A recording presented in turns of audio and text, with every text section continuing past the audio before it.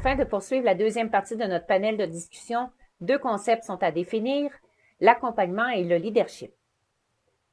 Selon la définition du référentiel de l'agir compétent, l'accompagnement est une démarche par laquelle une personne guide une ou des personnes dans une visée, un changement, une adaptation ou une régulation pratique.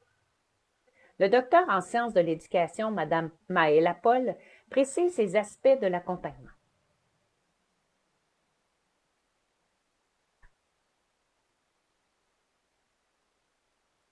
Dans les écrits scientifiques en éducation, le leadership se définit différemment que l'on soit une direction d'établissement ou un conseiller pédagogique.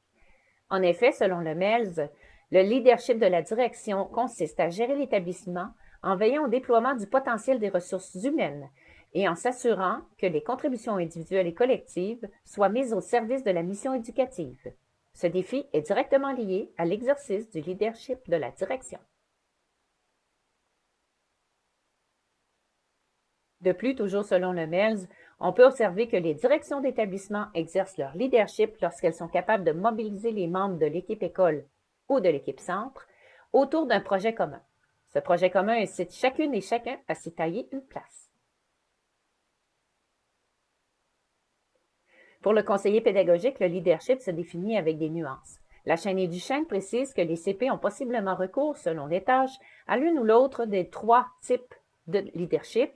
Dans le contexte de la compétence conjuguée, le CP utilisera davantage le leadership transformationnel. Ces chercheurs précisent que la visée principale du leader transformationnel est d'orienter les collaborateurs vers un but commun. Pour y arriver, ce type de leader usera de ses capacités de communicateur et de motivateur.